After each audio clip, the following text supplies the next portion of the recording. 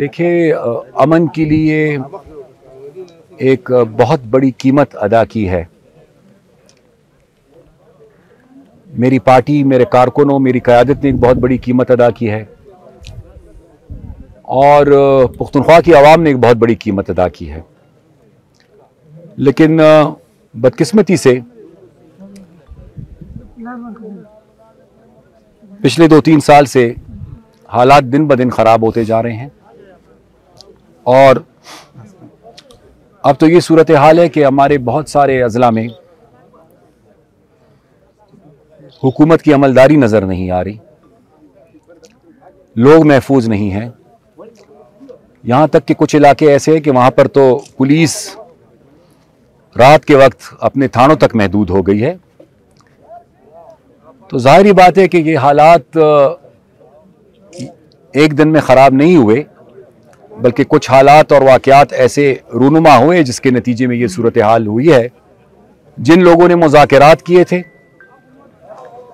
और उन मुज़ाकरात के नतीजे में जिस तरीके से लोगों को लाया गया, बसाया गया, और उसके बाद जिन लोगों को बसाया गया उन्होंने आते साथ ही जिस तरीके से हालात को ख़राब करना शुरू किया, तो ज़ाहिरी बात है कि ज़िम्मेदार वही लोग हैं जिन्होंने मुज़ाकरात के नाम पर यहाँ पर दहशतगर्दों को बसाया और एक बार फिर इस सरजमीन पर हमें दहशतगर्दी के वाक़यात नज़र आ रहे हैं।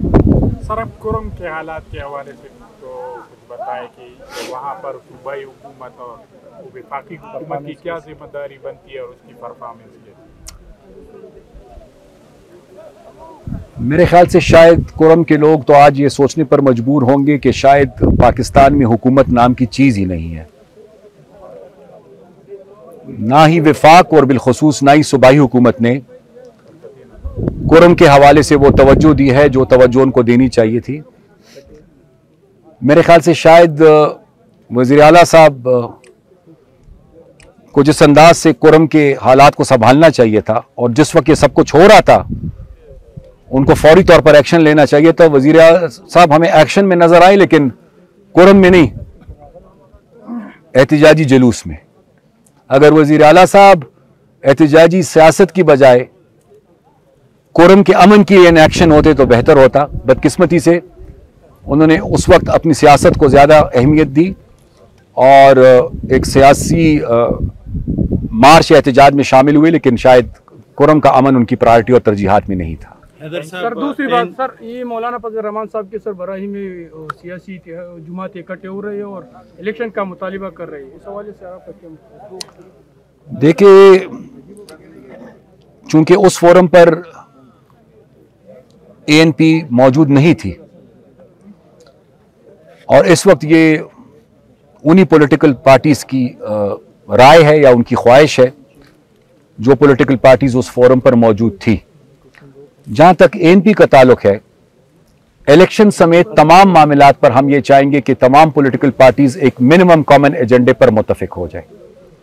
इस वक्त इस मुल्क की जो सूरत हाल है, बिलखुसूस पुख्तनख्वा की जो बिगड़ती हुई सूरत हाल है और बलूचिस्तान के जो हालात है, इस वक्त हमें एक मिनिमम कॉमन एजेंडे पे कंसेंसस की अशद ज़रूरत है और अपनी अपनी सियासी मामलात से अगर हम बाहर निकलेंगे और एक मिनिमम एजेंडे पे मुत्तफिक होंगे तो वो बेहतर होगा। जहां तक इलेक्शंस का ताल्लुक है, इन इलेक्शंस को तो ये एक मुनफरिद एजाज हासिल है कि जो जीते हैं वो भी इलेक्शंस करोना रो रहे हैं और जो हारे हैं वो भी एहतजाज कर रहे हैं। ये वाहिद इलेक्शंस है पाकिस्तान में जिसमें जीतने और हारने वाले दोनों मुतमईन नहीं है। तो जाहिर बात है कि इन इलेक्शंस की तो कोई क्रेडिबिलिटी ही नहीं है। मशर ډیره مننه پښتو کې به څو خبرې وکړو. تاسو د افغانستان د کلی خبره وکړه د امنیت وضع خرابه ده او د سویل چې دلته جنگ امکان دی. که چېرته جنگ کیږي یا دغه صورتحال د عوامي نشنل ګوند به څه دریځي؟ داسې دی چې عوامي نشنل پارټي خو د باچا خان بابا د تحریک د سوچ او د فکر تسلسل دی. د باچا خان بابا سوچ، فکر او تحریک د عدم تشدد او هغه د امن خبره کړې ده. عوامي نشنل پارټي د عدم تشدد په فلسفه روان په دې خطه کې، په دې ملک کې، په دې گاوند کې، په ټوله دنیا کې امن غواړي. افغانستان سره د وخت کې زمونږه بدقسمتۍ نه بلا مسلې معاملات شته او د اعتماد یو ډېر لوی فقدان هم شته. خو زما په خیال چې ډومبنه ترجیح چرې هم جنگ نه وي، جنگ ټول عمر اخیری ترجیح وي، مجبوری وي ډېره لویه. او بل په دواړو ملکونو کې د دواړو ملکونو اولس 13 کاله داسې د ډېر لوی ازمایښتونو او مشکلاتو سره مخامخ پاتې شوی دی. لہذا زمونږ غوښتنه به دی چې اول سفارتکارۍ په ذریعه، د خبرو اترو په ذریعه د اعتماد بحالي پکار ده او جنگ بالکل نه دی پکار. تاسو موږ بیا تمنا کوو خو دلته زموږ په دې خطه باندې په دې سیمه کې بدامني له ډېر یو څو کلو راسي ډېره په تیزۍ باندې او اوس نور هم توندېږي که موږ یې وګورو، خصوصا بیا په جنوبي ضلعو کې. نو د بدامنۍ د مخنیوي لپاره خو داسې هغه پولیټیکل پارټیز کانفرنسونه یا معنا داسې حکومتي هلې ځلې شاید کېږي یا نه کېږي، خو بیا هم د هغې مخنیوي ستاسو خیال باندې بیا څنګه ممکنه دی په دا موجوده حالاتو کې، یا موجوده چې کوم داسې حکومتونه ناست دي چې په هغې باندې شاید ځینې اپوزیشن ډلې هم بې باوره دي؟ داسې دی جي چې د دې بدامنۍ په حواله اول خو د حکومت دا فیصله وکړي چې هغه ظالم ته ظالم وایي، هغه د ظالم مخنیوي کول غواړي. حکومت خو غافله دی او تش غافل هم نه دی بلکې نامناسبه رټکلې چې زه استعمال کوم، خدا به ویم چې بزدله دی. چې حکومت یو ځل خپله فیصله وکړي چې او هغه د ظلم مخنیوي کول غواړي، نو هغې نه پس حکومت بیا سیاسي ګوندونه کېنوي. څنګه چې موږ په یو وخت کې په ملکنډ کې په سوات کې اول جرګه کوله، نو موږ سیاسي ګوندونه کېنول، د هغې په مشوره او په اجازت هم جرګه وکړه. او چې کله د هغه معاهدې خلاف ورزي وشوه او بیا د هغې خلاف موږ کاروایي کوله، نو هغه فیصله موږ یوازې ونه کړه، د هغه وخت سیاسي ګوندونه موږ کېنول، د هغې په مشوره او په اجازت بیا یو کاروایي وشوه. نو اول د حکومت خپله فیصله وکړي، حکومت د خپل ترجیحات طی کړي.